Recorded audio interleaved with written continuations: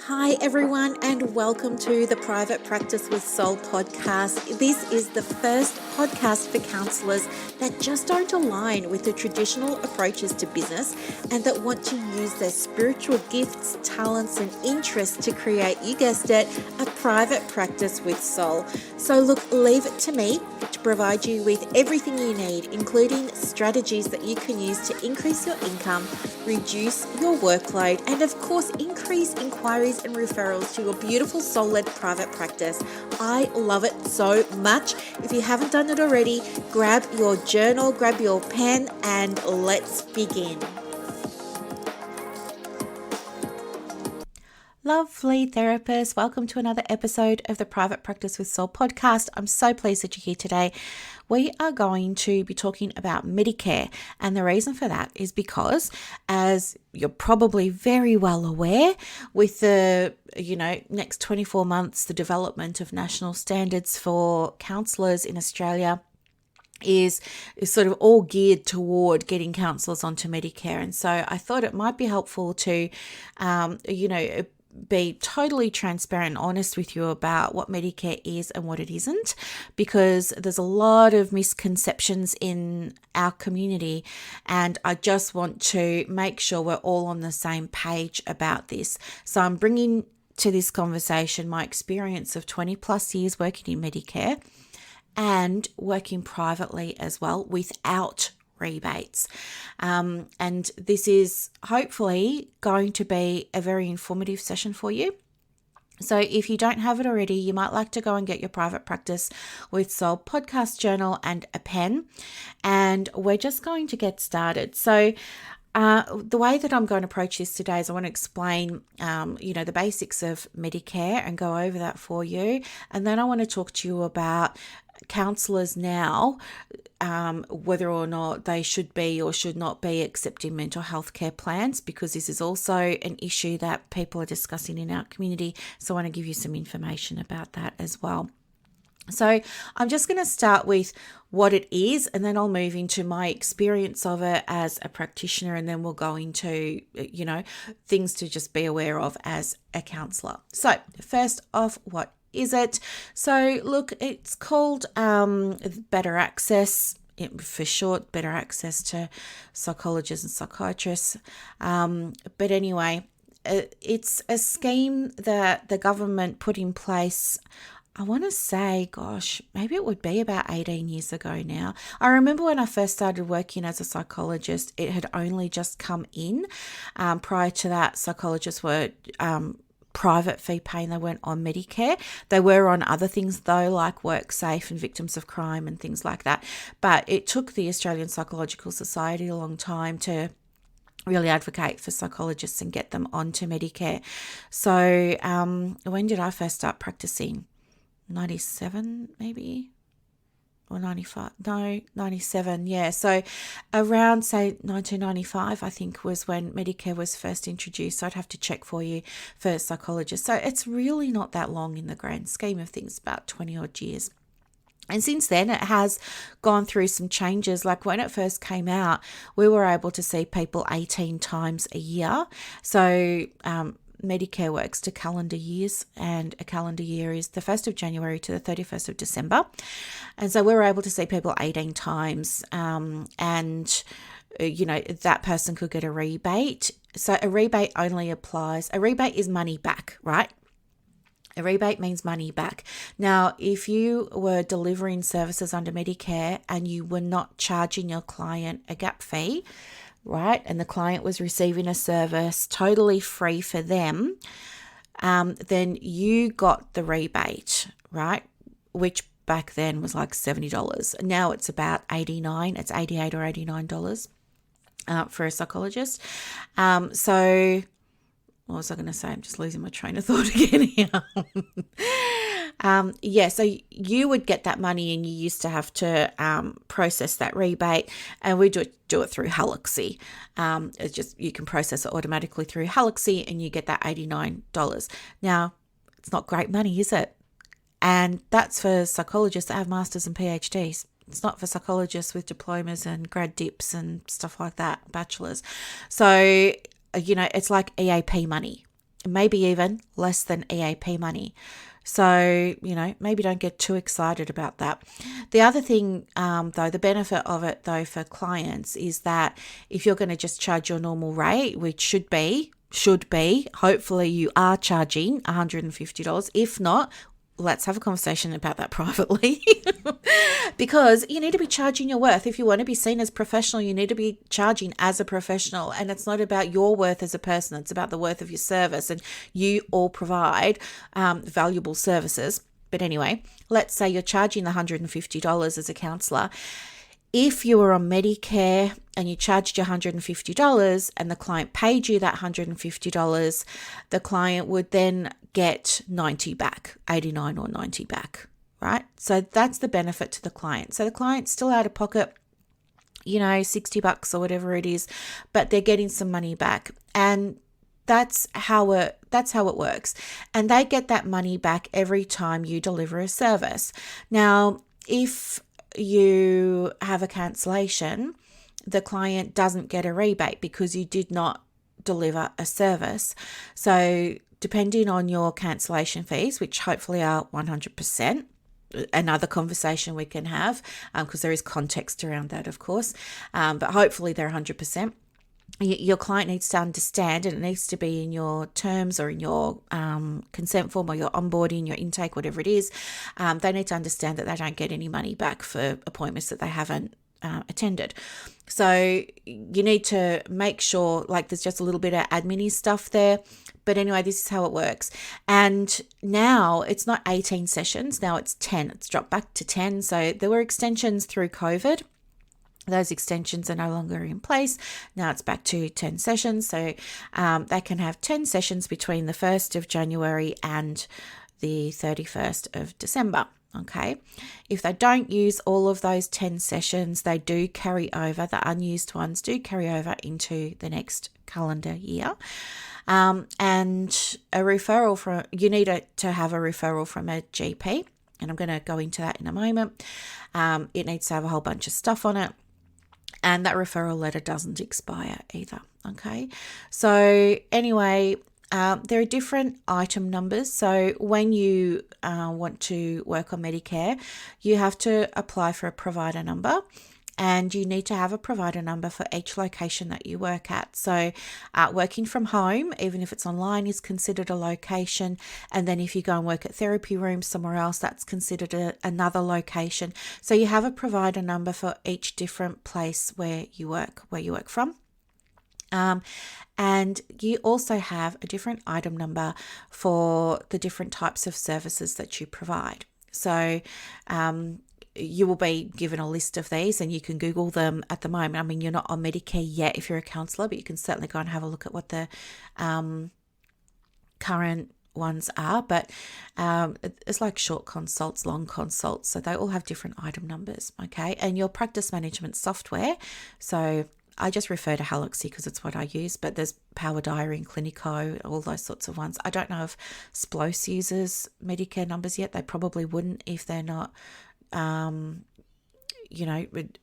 working with practitioners that are on Medicare. I don't know, I haven't checked, but the numbers will automatically be populated in there for you, so you won't have to worry about that. But each service, it's kind of like when you work with NDIS, how you've got item numbers. It's the same with Medicare, so you can think of it like that. Okay, so I'm just going to read the description for a session here.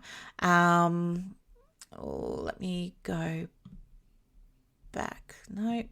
Okay, so a session here, I've just got group. No. Oh, yeah. Okay. The better access to psychiatrists, psychologists, and general practitioners through the Medicare benefits schedule commenced on the 1st of November 2006. Under this MBIS, item numbers were provided for the following things: psychological therapy, which is provided by clinical psychologists, and focused psychological strategies, allied mental health, provided by psychologists, OTs, and social workers. Okay. There are 24 items for the provision of individual psychological strategies, focused psychological strategies.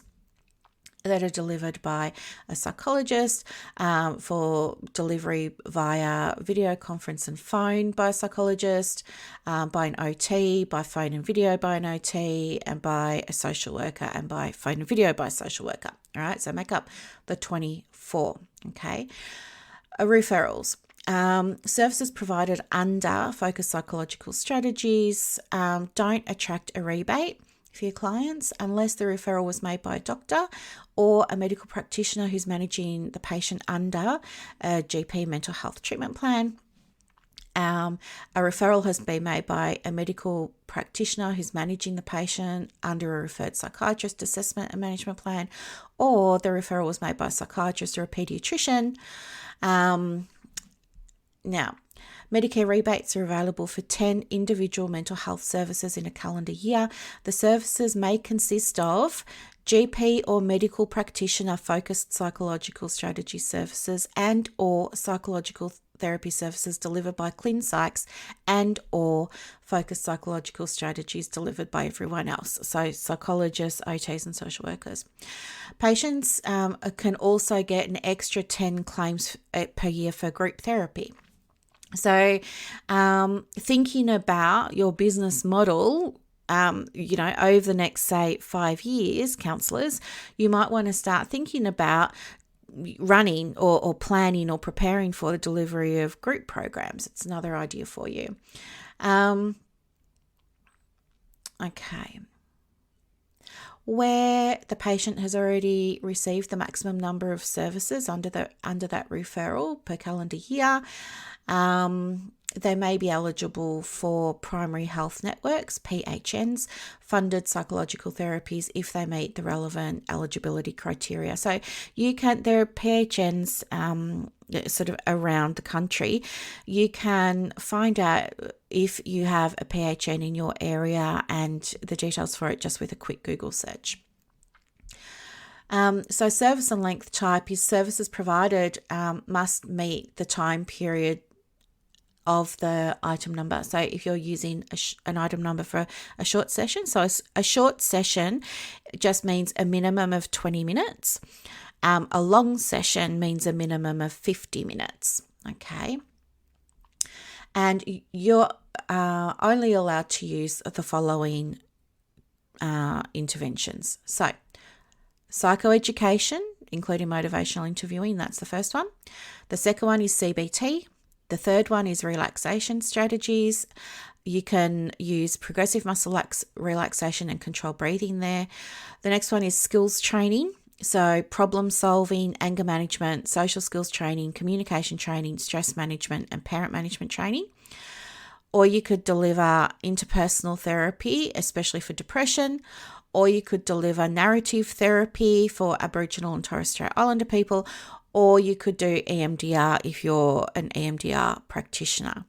So you will note there's no PCT, there's no art therapy, there's a whole bunch of things that as a counsellor you may be delivering and working with primarily in your practice now that if you wanted to work under Medicare you wouldn't be able to deliver.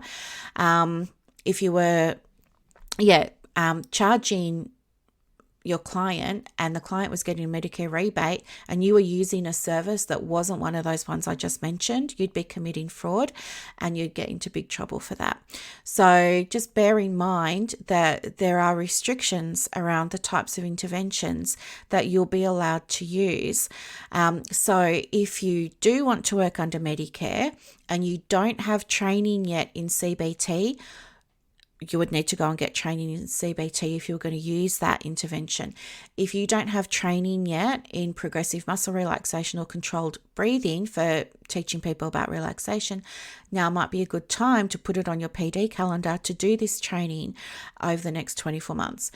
If you want to do skills training with clients that are referred under a mental health care plan, like problem solving, anger management, social skills, communication training, stress management, and parent management training, again, pop them on your PD planner so that you can make sure that if you end up on Medicare, you're ready and you can go and apply for your provider number and you're good to go.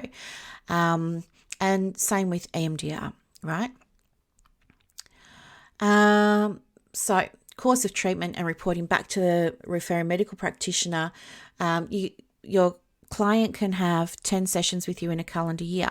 So they might have, I don't know, however you want to do it. You could say monthly, maybe they're going to come monthly, whatever. But when this, within this maximum service allocation, you can provide one or more courses of treatment, and this enables the referring medical practitioner to consider a report from you on the services that you've provided and the need for further treatment. So, on completion of the initial course of treatment, you must provide a written report that you will not get paid for and you cannot charge a client for. You've got to do it in your own time. On completion of that report, that report needs to include information on what assessments you carried out. So if you're not proficient with doing assessments as a counsellor, you're going to need to do training on assessments. P.S. If you're an educator here, can you hear all the opportunities for you now? Like to set up some training courses and some training programs. You also need to provide information on what treatment you've provided. So it doesn't say counselling, it's the treatment. And you need to provide recommendations on future management of that person's disorder, right? So usually what happens is we're talking about, you hear the information here talk about courses of treatment. So what usually happens is the client doesn't automatically get 10 sessions. They may be automatically eligible for 10 sessions. However, you would normally see them for 6 sessions. So you're going to get a referral letter from the doctor. On that referral letter, the doctor will tell you how many times you can see the client. The doctor will usually put 5 or 6. And then they're going to need a report from you. Again, that I mentioned, you don't get paid for doing that report, but you've got to do that. And if you think that the client needs the additional 4 sessions that they may be entitled to, you need to make a recommendation in that report. And then you can't see the client. Well, you can, but you can't use a Medicare rebate with the client again until the doctor sends you another letter which says, okay, you've got approval to go ahead and use Medicare for the remaining 4 sessions. And then when you've completed those 4 sessions, you have to send another unpaid report to the doctor.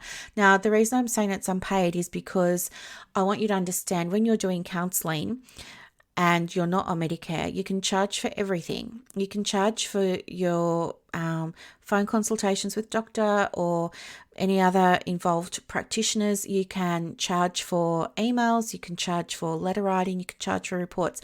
But when we're working with Medicare, you can't pass that charge on to the client either. So I just want you to be aware of that. It is admin heavy, Medicare.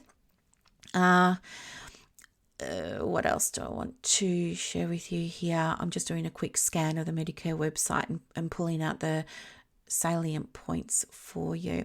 Right, now this is really important. Checking your client's eligibility. So on Medicare, it's your responsibility as the recipient of a referral on a mental health care plan to check that the client that you're working with is actually eligible.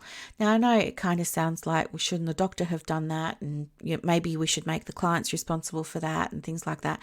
But I think at the end of the day, it's your responsibility. But it's saying here, if there's any doubt about a patient's eligibility, Medicare can confirm whether a GP mental health treatment plan or a psychiatrist assessment and management plan is in place and claimed, or an eligible psychiatric or pediatric service is being claimed, as well as the number of any allied mental health services already claimed by the patient during that calendar year.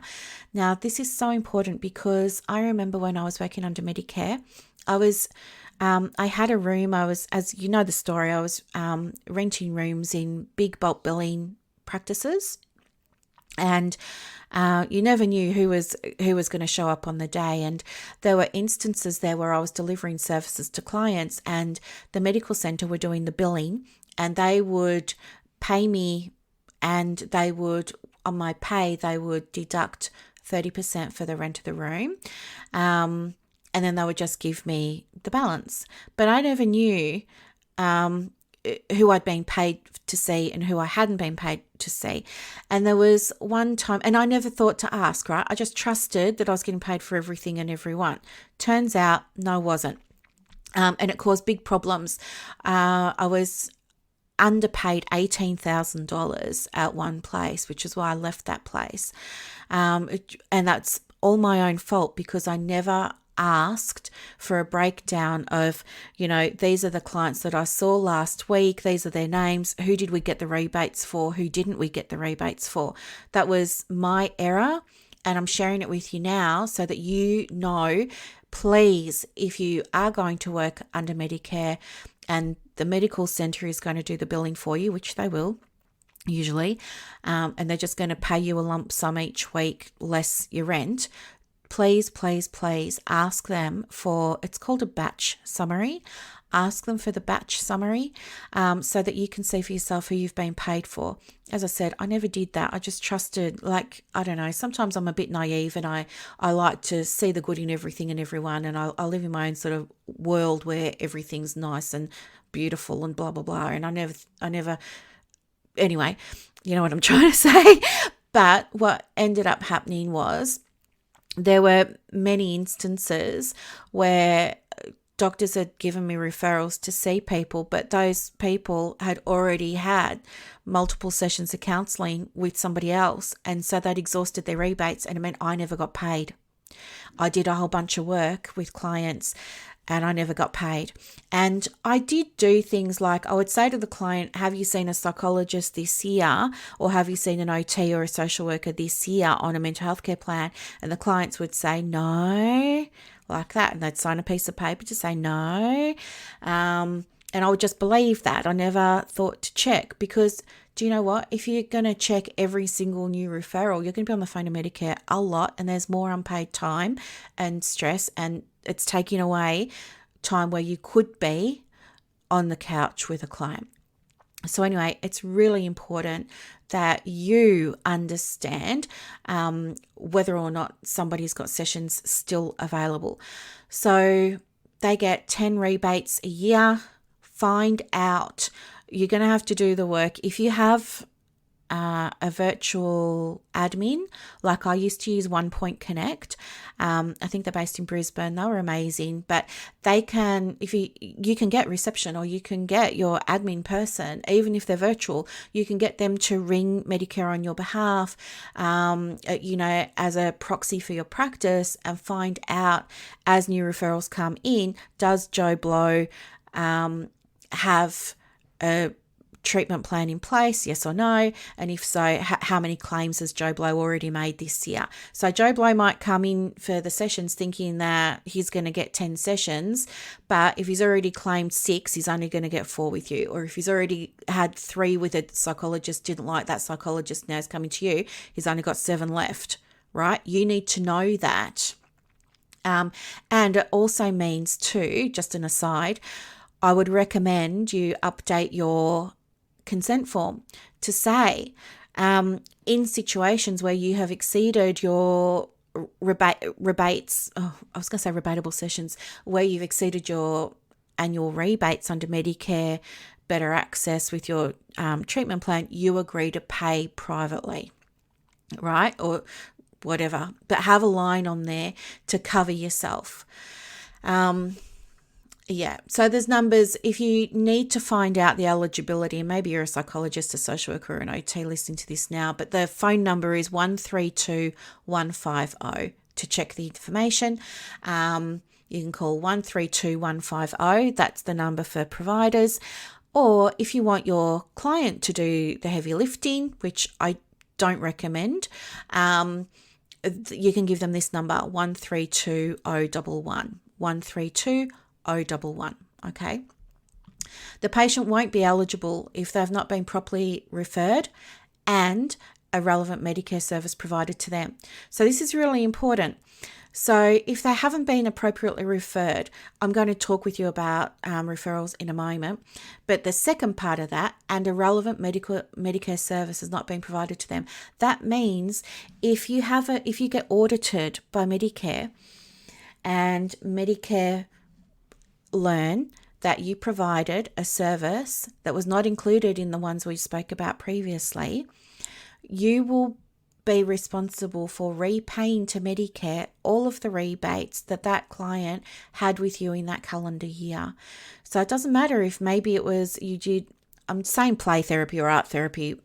I'm just pulling them out of the air, right? But anything that's not on that list.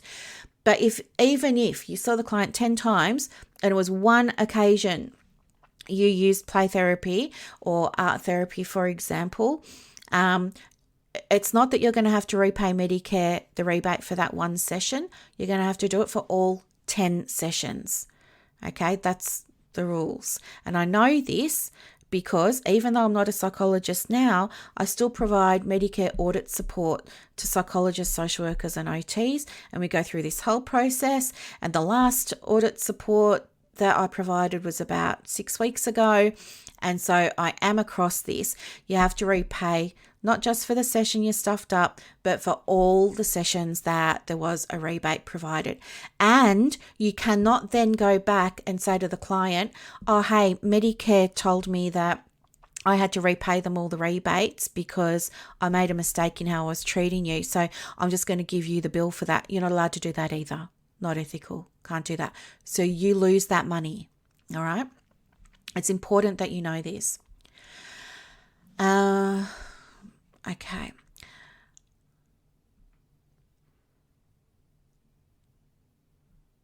Now I'm just reading something here. It says a focused psychological strategy items do not apply for services that are provided by any other Commonwealth or state-funded service or provided to a patient of a hospital. Good to know. Private health insurance. Right? This is important too, because when a client comes to you and they say, oh, okay, the fee's $150 and I'm going to get, $89 or $90 back from Medicare. Amazing. Can I get the other $50 or $60 back from my private health insurance? This is what you need to know. The answer is no. Patients need to decide if they're going to use their Medicare or their private health insurance to pay for the services. They can't use both for that session. Okay, important for you to know. Okay, so now I want to speak with you about referrals because this is where so many psychologists, so it's mostly psychologists and social workers, accredited mental health social workers, that I support with these Medicare audits, right? And it's the referrals that trip most of them up. And so this is really, really, really important. The referrals for your client must be for focused psychological strategies, right? Now, the referral doesn't need to be on a specific form. It can be a letter from the doctor. And the letter from the doctor is going to be signed and dated by the doctor, and it must include the patient's name, their date of birth and their address, their symptoms or a diagnosis, and a statement of whether a mental health treatment plan has been prepared. It needs to include a list of their current medications, the number of sessions that the patient is being referred for. So this is the course of treatment that we were talking about before. You're not automatically going to get 10 sessions. You're going to get maybe 4, 5, or 6, and then there's going to be a review. You're going to get another letter back from the doctor that says, yes, you can have the balance or not. And it must include a statement about whether the patient has a mental health treatment plan or a psychiatrist assessment and management plan in place. Okay. So the referral needs to include all of those details. Here's the thing. A lot of the time, and no, I'm not being disrespectful, but this is the reality. A lot of the time, for me, when I was working in a bulk billing medical centre, doctors are lazy, or lazy or busy, or I don't know, but the referrals come through and they're incomplete. And unless you've been audited, you might not be aware of how incomplete they are. And this is a problem because if you've delivered a service on an incomplete referral, you are then required to repay Medicare for every session that you provided to that patient under a referral, because that referral isn't valid. Okay, so it's very important that you know exactly what needs to be included on that referral letter. Now, with a lot of the audit support that I provide for people, I say that the GP referral is so important because sometimes it's not dated. Sometimes the doctor's just printed it off and whacked it in the in tray. They haven't signed it. It needs to have that signature on it. They haven't said whether there's a diagnosis or not. They haven't said whether there's the medications or not. They haven't said how many sessions are required. They haven't said whether or not they've put a treatment plan in place. And what happens is if one of those things is missing off the referral, it's not the doctor that gets in trouble, all right? It's not the doctor that's got to pay back the money. It's you. You are the one that has to pay back all that money, okay? Because you didn't check. That's your responsibility. So what I would suggest is you maybe make yourself a little checklist here so that as referrals come through, you can make sure that they meet the requirements for a Medicare audit. If you're going to get audited. Audits happen, all right, and they happen a lot. They happen at random for all different reasons. It doesn't matter how much you charge. It doesn't matter where you're located. It doesn't matter how many clients you see. Audits happen, and they can be very, very stressful, and they can cause a lot of anxiety. And so I want to make sure that you're aware going into Medicare, if that's where this is all going, that you have all this information ahead so you can be really prepared, so it can be smooth sailing for you as you make your entrance into this space, okay? Now, you need to keep a copy of that referral on file. It usually comes to you as a letter or a piece of paper. Usually the client will bring it along with them in their first session. I think that's a mistake because it doesn't give you time to verify everything. If a client brings that letter along on their first appointment, and this was a mistake I made, I just used to let clients bring it to the first appointment, but it meant that I too didn't give myself enough time to ring Medicare and check that they were eligible, to check that the referral was written up properly, or all those sorts of things, right? So please encourage your admin or yourself, if you're doing your own admin, to get a copy of that referral ahead of the appointment so that you can make sure you've dotted your I's and crossed your T's. Now, also, the referring practitioner decides how many sessions the patient's going to get in a course of treatment, okay? Not you. The maximum session limit, right? So the initial course of treatment is a maximum of 6 sessions. So as I said, some doctors will say, I'll give you 4 sessions initially, I'll give you 5, or they'll just give you the 6 straight out. Okay. A subsequent course of treatment is a maximum of 6 sessions up to the patient's cap of 10 sessions. For example, if the patient got 6 sessions in their initial course of treatment, then they can only get 4 in the subsequent. All right. The written report provided by you following the course of treatment will be considered by the doctor in assessing that client's need for further sessions after each course of treatment. Now, this is important to understand because maybe, as you know, 6 sessions, it's nothing. Like, we want to be able to, create lasting change for clients. And when we're working with clients in such a short space of time, it can be really difficult to achieve lasting change. In fact, you can go and have a look again. It's on the ABS. It's the Australian Bureau of Statistics. There's a lot of data there about the number of times people keep going back for mental health treatment plans. And part of the thinking around that is because 6 to 10 sessions isn't long enough to fix, in inverted commas, cure, solve a problem. And people are reluctant to come back if they've got to pay a full amount out of pocket because they're used to only paying the $50 or $60 now, right? So they hold off on getting the help that they need, and they carry over until the 1st of January the next year, and they say, I'm back, and you've got to start again. So there is a high level of return for clients on mental health care treatment plans, okay?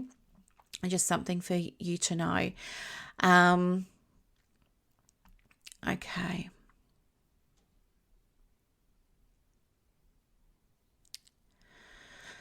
What else? I'm just doing a quick check here.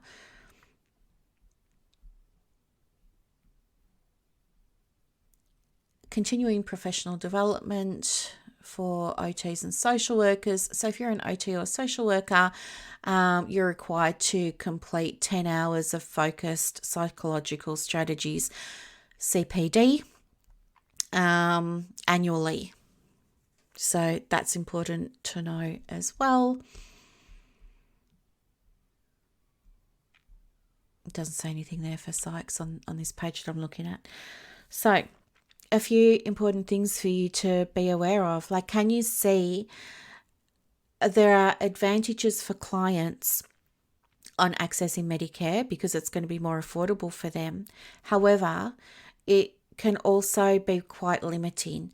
If you've got a client who may not be a good match for CBT, or who may not be a good match for EMDR, or who may not be a good match for, they don't need anger management, or they don't need social skills training, they need something else, you can't provide it under Medicare unless it's one of those pre-approved interventions. So you can see it's quite limiting there. And for you as a counsellor, it puts you in a bit of a position because you really want to do the right thing, in inverted commas. You really want to make sure your client's not out of pocket, but you're not going to be able to give them the help that you might feel is going to be the right help for that person or the right match for that person and get the Medicare rebate for them, okay? Sorry, I can hear a neighbour is just getting out a whippersnipper or a chainsaw. So I might wrap this up quickly, but I just wanted you to be aware of that. And it's really important because as a counsellor, you have total freedom and you can use eclectic approaches and you can draw upon the different types of tools and techniques and interventions and therapeutic modalities that are going to be the right match for a client. That client's not going to get a rebate, but they're going to get perhaps the real help that they really need. And I think there isn't data available on this, but I feel like when clients, or it's my belief that when clients are getting the right help for them, that they probably won't come back because they probably will be able to work through an issue or get whatever it is that they're needing, be able to solve that problem or get the understanding and the clarity and move forward, get the help that they need and move forward. One of the reasons, as you know, that I released my registration as a psychologist was because I did move more into the esoteric. I did move more into wanting to work with the soul blueprint. Transpersonal stuff isn't covered on Medicare. And that was my thing. Like I'm really into Jungian stuff. I really love archetypes. I really love soul psychology. I really love all of that. But for me, working under Medicare, I wasn't allowed to provide services like that. I was getting clients coming along saying they wanted that, and I would have loved to have done it, but I couldn't deliver it because it wasn't approved, and so you may find that you wind up in that dilemma too. And if that happens, then I think you want to look at developing a model of practice that allows you to still do your private sessions like you're doing now, but be really clear for people who want rebates that they're not going to be able to access the services that they would normally get, right? Things that they're going to get on rebates as listed by Medicare are psychoeducation, so telling them about what anxiety and depression, all that is. CBT, including behaviour modification, exposure techniques and activity scheduling, cognitive therapy, progressive muscle relaxation and controlled breathing, and skills training, problem solving, anger management, social skills training, communication training, stress management, parent management, narrative therapy for Aboriginal and Torres Strait Islander people, and EMDR. Right? So just be really clear.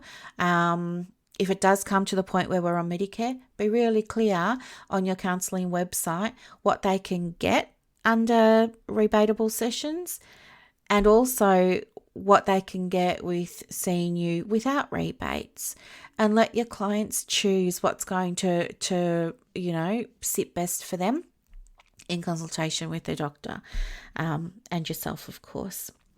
So really important there. Now, another thing that's come up, and it came up again today in the counselling community, and it was, can counsellors accept a mental health care plan? The answer is no.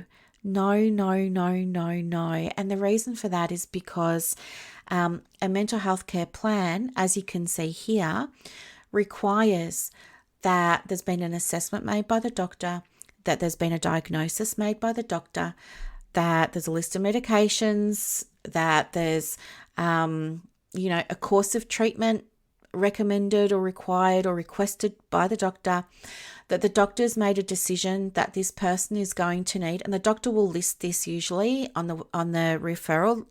The doctor will tell you what the client needs. The doctor will say the client needs psychoeducation or CBT or relaxation strategies or skills training or EMDR, for example. Now, that's not counselling. Even ACA and PACFA both agree that these psychological services here are not counselling. So for a counsellor to say to a client, yes, I accept a mental health care plan, but you can't get a rebate, is misleading.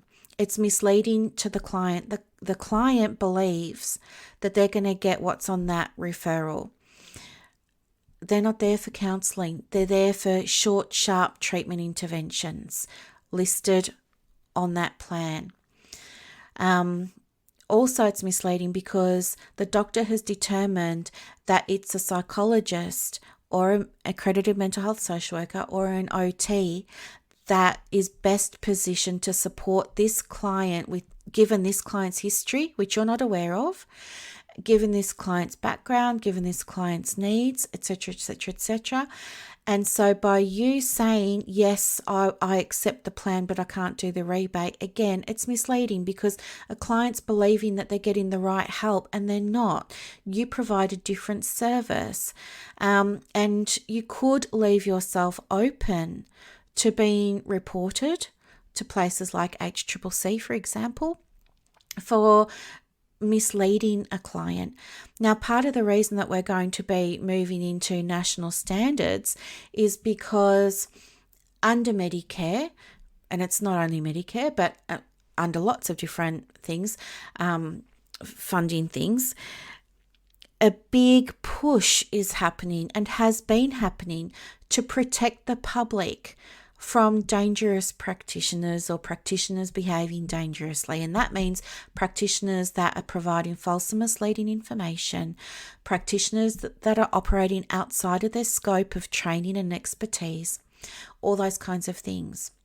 So for you to say, yes, I'll accept your mental health care plan, and if that plan, for example, says cognitive behavioural therapy is what's required, and you don't have a certificate or a diploma or PD in behaviour mod or exposure techniques or activity scheduling, again, we've got a case here of being misleading, operating outside of your scope of competence or expertise. And again, it may be perceived as fraudulent and can be reportable. So save yourself the headache and simply say to a client, I do not provide services under a mental health care plan. I'm a private counsellor. I do not provide behaviour modification or exposure techniques. I do not provide social skills training or, anger management training, etc., etc. But I do, as a counsellor, here is how I can help you if you have this problem. And here is how we can work together. But this mental health care plan is from your doctor, and it's requiring that you do go and see a psychologist or a social worker or an OT. You have to be clear. You have to be ethical. It is not ethical to say to somebody you're going to accept a mental health care plan. It doesn't work. Save yourself potential trouble down the track. Do the right thing. Build up your reputation for being clear and working in integrity, Another thing that you can do is you can say to that client who's made the inquiry, maybe they're there with you in person or whatever, you can say, if you like, I'd be happy to give you some information that you could take to your doctor, and if you're about how I can support you. And you can have a conversation with your doctor about that. If you like, I'm happy to contact your doctor and let your doctor know how I can help you. So 2 different pathways there for you to educate the doctor about when it will be in the client's best interest to refer to you, to work with you, sorry. Okay, so there are some things that you need to be aware of. The other thing that I would recommend is, 24 months doesn't, it kind of sounds like, oh, it's 2 years away. But let's face it, it's going to go pretty quickly. I mean, think about what was happening in the world 24 months ago. It's going to happen pretty quickly. So what I would love for you to do is really go away and think about some of these focused psychological strategies that are on the Better Access plan at the moment, and put them in your diary. Start looking now for PD so that you're prepared and you can hit the ground running when you start. Have something in place around what to say to clients, or what you want reception to say to clients who approach you and they've got a mental health care plan. This needs to be ethical. We don't want you getting reported to anybody for saying you do one thing and you're doing something else. Counselling is not a focused psychological strategy. They are 2 different things, okay? I just want to make sure that you're doing the right thing, that you're acting in integrity for yourself and for your client. You're not putting your client at risk. If a doctor said the client needs exposure therapy and has ticked that on the referral, and you're just like, well, I'll accept the plan from the doctor, but I can't do the rebate, and then you're just going to go off and do your own merry intervention. Maybe you're going to do play therapy or art therapy, and you're not going to do the exposure therapy. There again, you've left yourself open, okay, to complaints and all those sorts of things, and we don't want that happening for you, okay? So there's really a lot there to be aware of with Medicare. It is absolutely going to benefit counsellors who already work in the space of mental health, and not all counsellors work in mental health. Like, did you see here when we're looking at what's covered? Relationship therapy isn't covered. Couples therapy isn't covered. Relationship counselling isn't covered. Couples counselling is not covered. Grief and loss is not covered. Bereavement is not covered. Careers is not covered. There's so many ADHD stuff is not covered. There's so many different things that you do as a counsellor that aren't covered on Medicare. So Medicare may not be appropriate for you.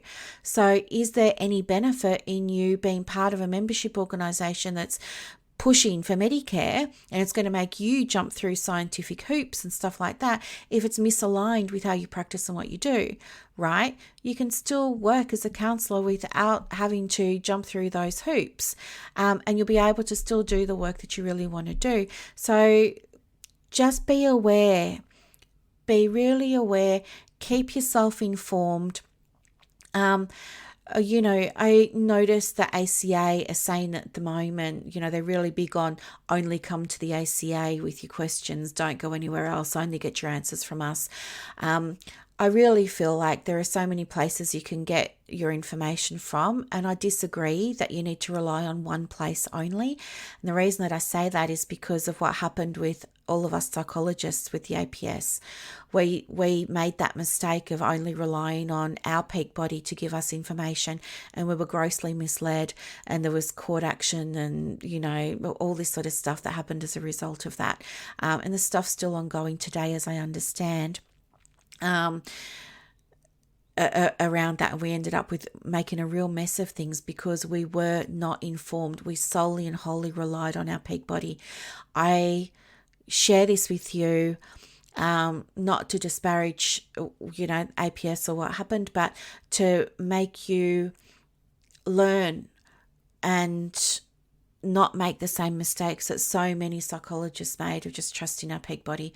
Please be good at asking questions. Please be good at asking for more information. Please be good at researching. Don't be afraid to go onto the Medicare website and have a look and see what's included and what's not, and read up about what's a Medicare audit and what's not. There are other things with Medicare as well. It's a different demographic of client than you're used to seeing as a counsellor. Often, not all the time, but often there will be times with clients that you see on Medicare that will request reports from you, and because they're used to getting things free of charge, they're not going to want to pay for reports, and it's going to be a decision you make. Will I write this report for court or not? Will I charge for it or not? You will be asked by the community legal centre, for example, to write reports, and you may be able to charge, but it's unlikely that you're going to get paid.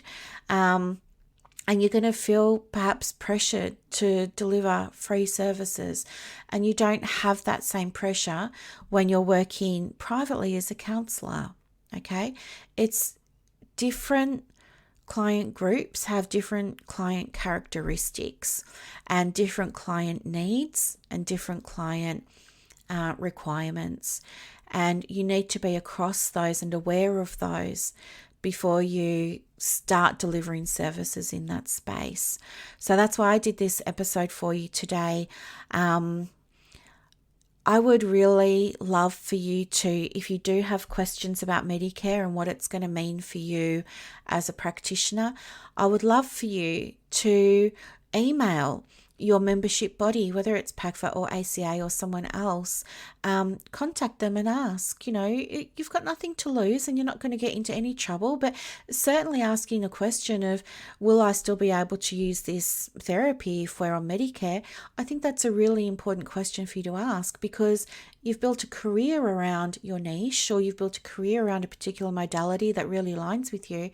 And it would be a shame for you suddenly not to be able to use it, and to be now required to go and do retraining in a more scientific model that didn't align with you so that you could provide Medicare. So you're going to need to make choices over the coming years. Again, it sounds like a long time, but 24 months is going to go really quickly. But you're going to need to make some choices around the business model that you want to use.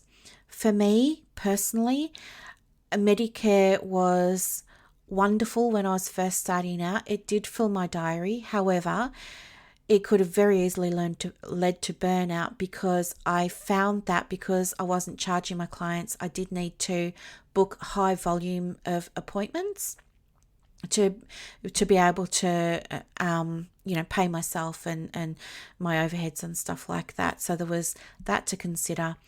I did want to start charging fees at one point in the medical centres, but because they were all bulk billing clinics, it was like no go, so I couldn't do that. I did have to write reports and things and stay back and do all of that unpaid. There were many times I had to go to court as an expert witness for clients, unpaid. It meant that I had to cancel. So when you go to court for a client, it's not because you're in trouble or anything like that. The reason that they ask you to go to court is to explain to the court what's happening for this client, explain to the court what the diagnosis is, how that diagnosis can impair that client's functioning, like their decision making or their relationships or their work attendance or whatever it is in the context of why they're at court, stuff like that. So you go as an expert witness, you go as a friend to the court. You're not there because you're getting in big trouble. But it does mean that on very short notice, you're going to get a phone call from the registrar or from the solicitor to say, hey, we need you in court tomorrow, or hey, we need you in court the day after tomorrow. You're then going to have to cancel all of those appointments. You're going to have to go to court. So you've missed all of that income for that day. Can't charge your client, because if they're getting bulk billed, it's probably because they don't have money to pay you. And you can't charge the lawyer because it's not the lawyer do you know what I mean? So you lose income that way. it feels nice to go and be supportive for your client, but it also feels like a lot of pressure because existing clients who have appointments booked in for that day can get grumpy because they do want to see you, and now they're put out, and if you're fully booked, they might not, your next available appointment might not be for a couple of weeks, and it's just difficult for everybody. So really think about whether or not this is a good business model for you. There may be, I'm speaking generally and from my experience, but I did not get paid one time in all the times I went to court as an expert witness. I did not get paid once. It cost me money. And there were times there where I went for the day and I was just sitting out in the foyer. I never even got called in.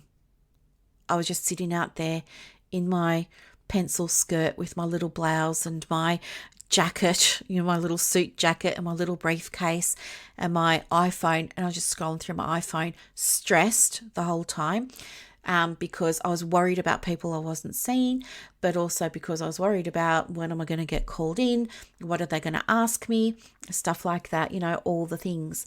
So just be aware. I'm sure there are psychologists who did manage to get paid for going to court, and that's amazing, but it's just something I want you to know, okay? Medicare is a wonderful way to get people introduced to counselling or psychology or mental health social work. It's kind of like EAP in that, there's big concessions for them initially, but you need to learn how to convert those people to full fee paying afterwards so that they can complete a course of treatment properly and so that they can get the best from it. And so, again, that's something else for another episode, but that then comes back to, do you feel comfortable converting clients? And if you don't, well, you've got 2 years to get comfortable with that. And if you need support with that and help with that, you can come into the memberships. Just a side note, it's covered in the memberships. Plus you get coaching calls with me in the memberships where we go over this. So you've got time to learn how to convert people from free or low cost services into full fee paying. Because again, ethically, you have a responsibility and a duty of care to provide those people with a full course of treatment or therapy or counselling, depending on what lingo you want to use. And you have a responsibility to let them know right from the beginning, this is what a course of treatment looks like. We're going to start here with this free or low cost thing, and then we're going to move into this. Right? So it's about being transparent, letting the clients know this is the pathway, this is what it's going to look like, this is what's included, this is what's not included, all those kinds of things. So if you want to read more about it, you can go to www.9.health.gov.au/MBS. Also, side note, just looking, it's not a secure site, and it's a government site. I mean, is it any wonder there are leaks and people, grabbing the data? I don't know. Anyway, that's that for this episode. Again, this was just an informative episode to help you be across what Medicare looks like now for psychologists. And also interesting to note is at the moment there are 2 tiers for psychologists. I've shared with you the rebate for a psychologist who's not clinical, and that is $89.65. So that's what your client would get back, $89.65. Now, if you were going to provide a service and not charge your client, you would get that $89.65. Is that $89? Well, you wouldn't even get that. This is the other thing I want to tell you. I'll share with you. There are all these tiers. Psychiatrists get a higher level, then it's GPs, because GPs can do all this work as well on a mental health care plan. They can write them out and to each other or themselves and do the counselling. And then it's ClinPsych. So ClinPsychs, I think, I can't remember and I don't have it in front of me, but I think it's like 124 or something, or 130 they get. And then all other psychs get $89.65, and then social workers, let me just see if I can see what the social workers get. I think it's $10 less. I will just see if I can find it for you. Medicare item numbers for social work. So social workers, yeah, it's $10 less. It's $79.05. So I'm guessing a counsellor is probably going to be $69.05. So it's not going to be possible for you to deliver free sessions to your clients.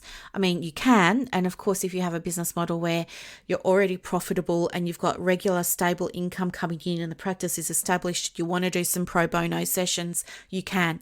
But what you will get for those sessions is probably going to be $69.05. Now, if you're going to, so I'm getting the hiccups now. If you're going to be a fully bulk bill private practice, that's the maximum you will get per client per 50 minute plus session, right? Not much, is it? It's probably, well, about a third of what you should be getting. Anyway, or half of what you should be getting. So, yeah, about half of what you should be getting, which is not sustainable. Yeah.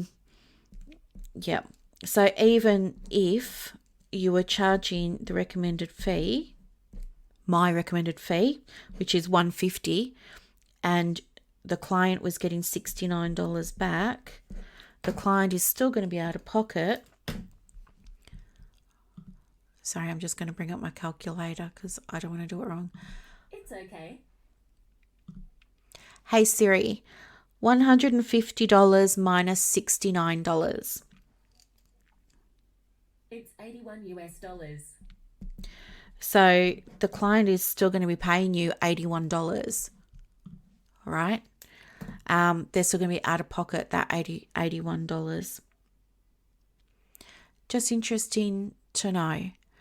So anyway, I just wanted you to be aware of all of that. I hope that this was an informative session. If you have any questions about Medicare, you've got the numbers. I provided them during our conversation today. Plus, you can also go and have a look at all of this information on the website that I provided you with today as well.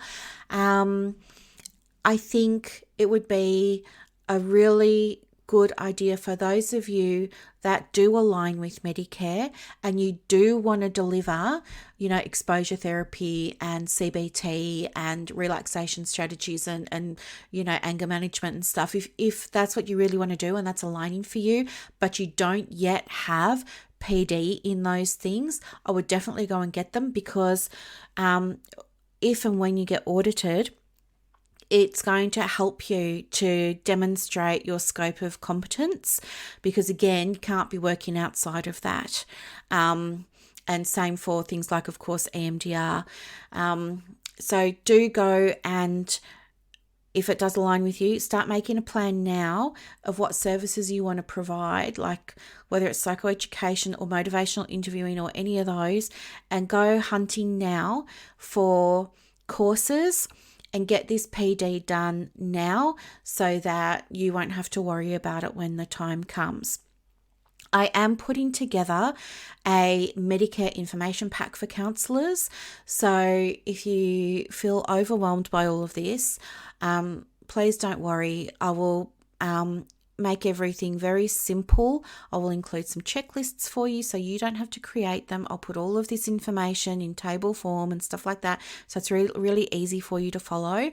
And of course, not just for counsellors, but of course, I will include like an audit information pack, which is handy to have anyway, but also relevant for psychologists and social workers and OTs. I haven't supported an OT yet through the Medicare audit process, but the process is the process. So I will also include that for you as well. I will try and get this out for you in the next week or so, so that you can grab it. I think it's going to be a really handy resource for you to have. But do keep your eye on Medicare and what's happening, please do not solely and wholly rely on your professional body for support with this. One of the other things that I can't see the ACA membership breakdown. I don't have access to the annual report because I'm not in the club, but PACFA have put their annual report online and you can go and download that and have a look. But I was looking at this morning because I wanted to look at the membership breakdown. Really interesting that, congratulations, they've got, 5,560 odd people now in their membership. Now, to me, that's a huge achievement for them and that's amazing. I'm so pleased for them. But at the same time, that's like a drop in the ocean compared to how many counsellors are actually out there. How many counsellors are operating and don't listen to this podcast, or aren't in the Counsellors Connect Australia group and don't know about all of this stuff, or aren't in ACA or PACFA because they just don't want to be.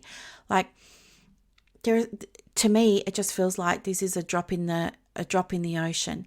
But anyway, when you have a look here at the membership, you can see that of the, what have we got? Well, interesting. Of the actual individual members, it's not 5,560, it's 5,229. Of those, 74 aren't practicing, 14 are academic, 153 are affiliates, so we can count out a whole bunch there already. Then we've got students who I don't know if they're going to be practicing or not. I don't know what's going on with them.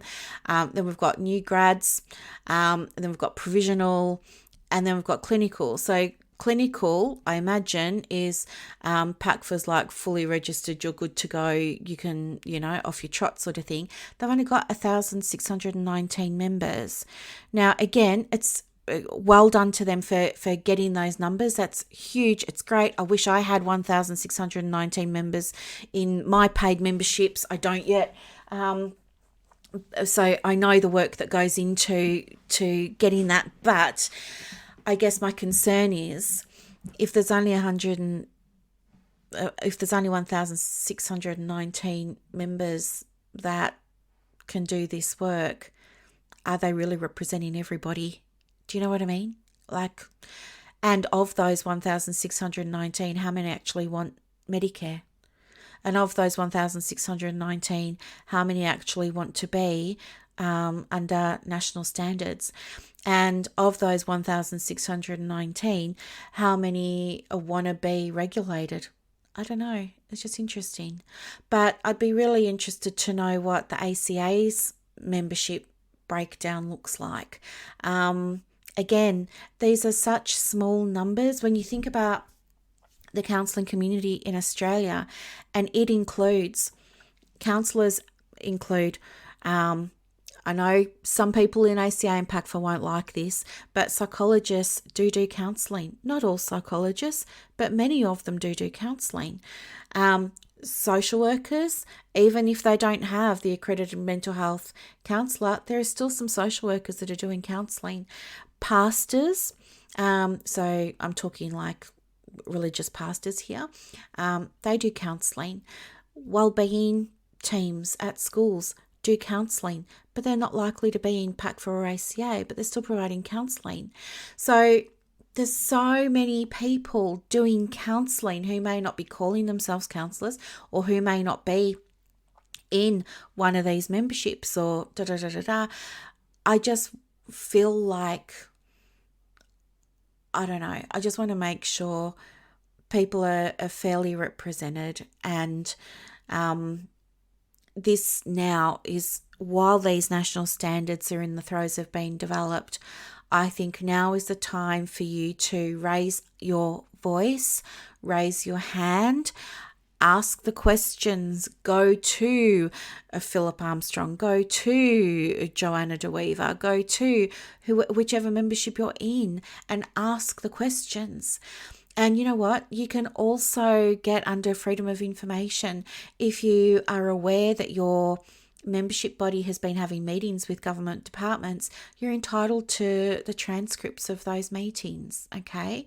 Now, because I'm not in either of those groups, I don't know if they readily share. I don't know how transparent ACA and PACFA are. I don't know if they just tell you things after it's happened, or if they're just like parenting you and saying, don't worry, just sit there and, do your thing and I'll just come back to you when I've got some more information. Or if they're saying, here's what's happening. Here's a transcript of this, here's a transcript of that. What I am aware of is I was able to get a transcript from PACFA. So I think they're probably, I can't say more transparent than ACA because I can't access any of the ACA stuff. Therein again, it says a lot, doesn't it? But anybody can go onto the PACFA website and you can download some transcripts of times that they've been, like at that Mental Health and Suicide Prevention Select Committee. Like you can go and transcript that and download that transcript. So I would be requesting transcripts. The ACA recently emailed their members to say that they'd had a meeting, and PACFA were present at that meeting too. But they said that they had this meeting with the health committee. Well, ask, can we have a copy of the transcript of that meeting, please, Philip? And get yourself a copy. And if he doesn't give it to you, go to PACFA and ask. They may give it to you. It looks like they're very open to making the transcripts public. But if they don't, then you can go to the health committee and you can request under Freedom of Information a copy of that transcript. And I'm going to do that because I want to know exactly what's been said. I want to be fully informed. And it's just me, and it's just my own wounds from what happened in psychology, but I don't trust peak bodies to be open.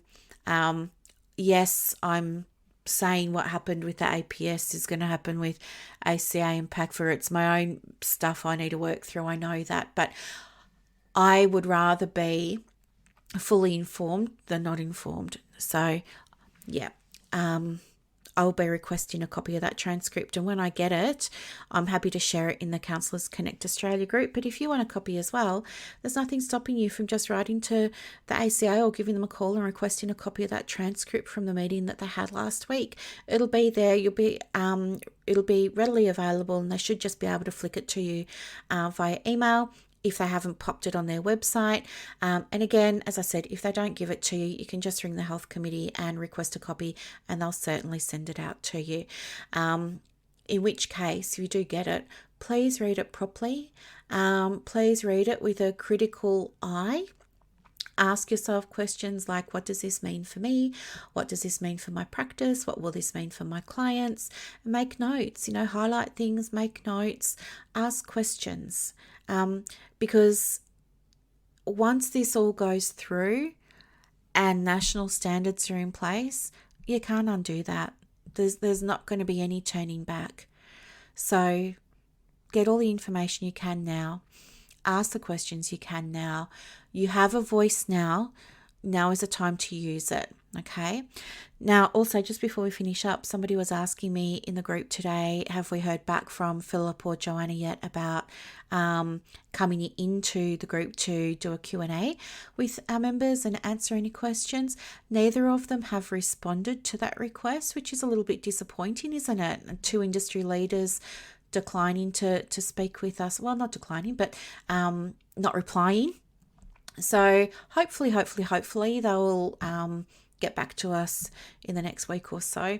If not, what I will be doing is I will be collating all of the questions in our question thread, and I'll be submitting them for answer.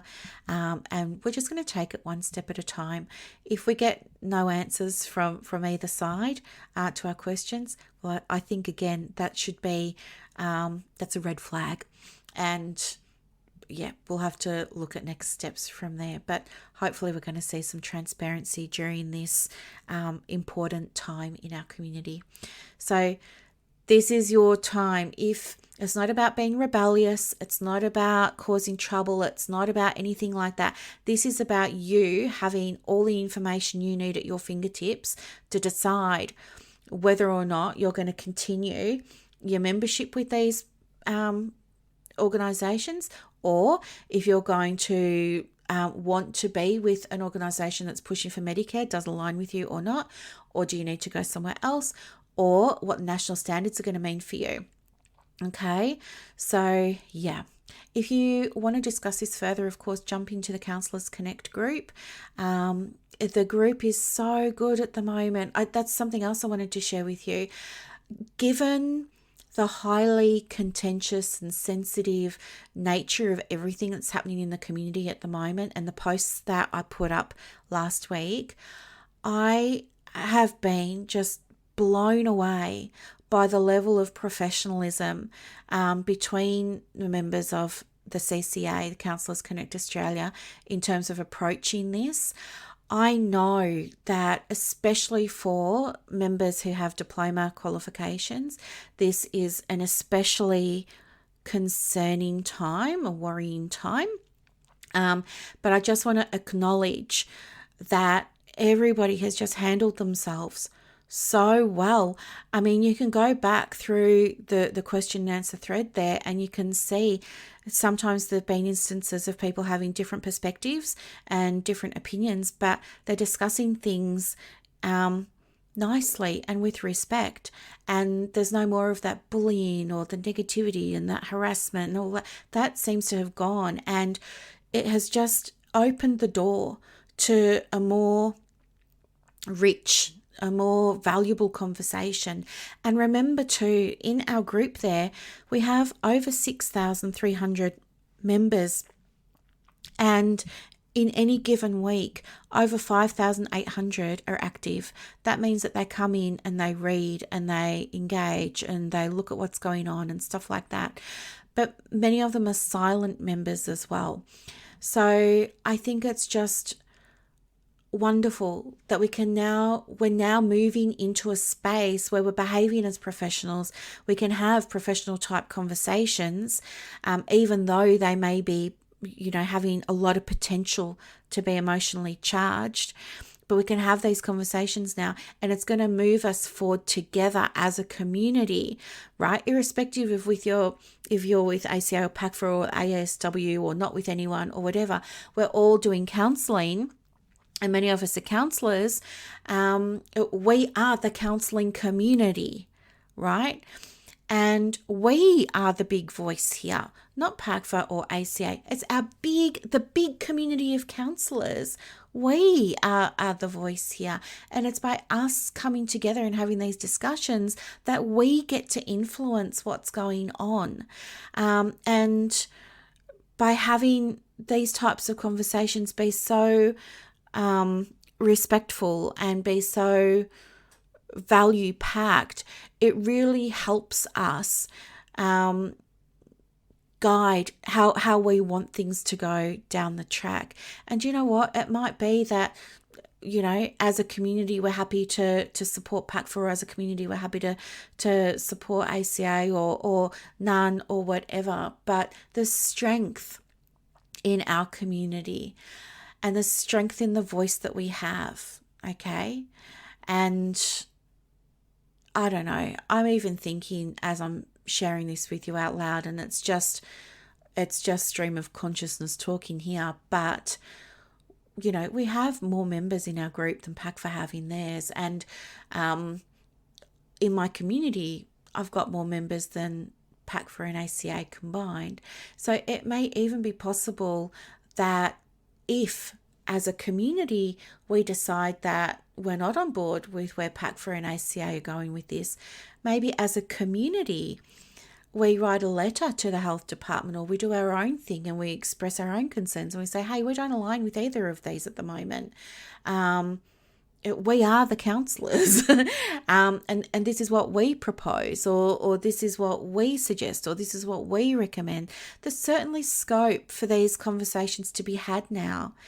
And the reason that we're not involved in these discussions is just because it's not come up before. But we certainly can be. There's nothing stopping you from having a voice as an individual, or for us as a big community from having a voice.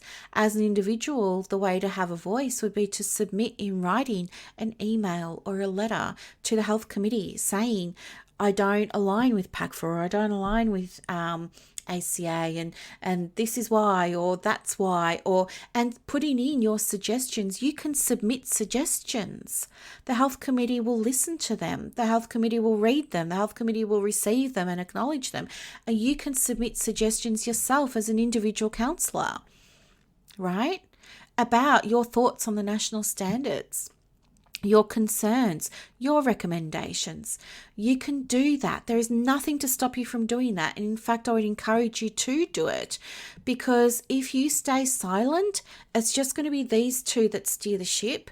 And then we're all just going to be dealing with whatever these two decide.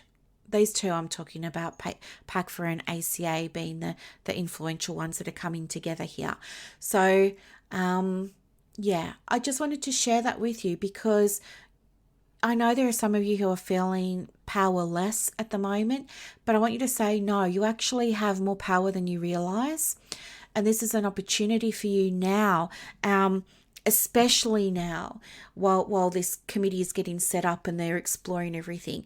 The next 2 years, do it this week. Make a note in your diary. Monday morning, I'm going to email the health committee, and I'm going to share my concerns or my recommendations or, put in my 2 cents. This is your time. You can be heard. You can have a voice. You've got a voice, and it's okay and it's safe for you to use it. All right. That's what I want you to take away from this. So I hope that this was an informative episode for you.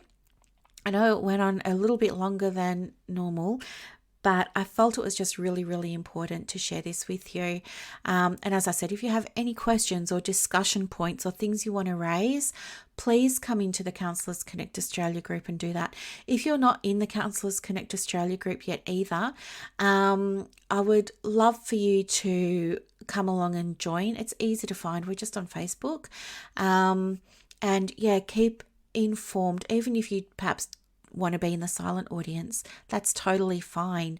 You're welcome to not get involved in discussions. That's totally fine. But at least you can read what's going on and you can stay informed that way. Okay. So have a beautiful Sunday. Gabe and I are going to go and have lunch now. Oh, I'm so excited. Let me tell you something else just quickly.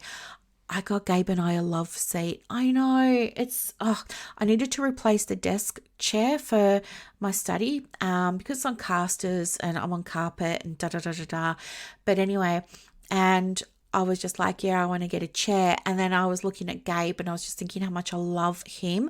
He's my Maltese Cross. If those of you, my Maltese Cross rescue dog, he's 13 and I just love this dog to bits.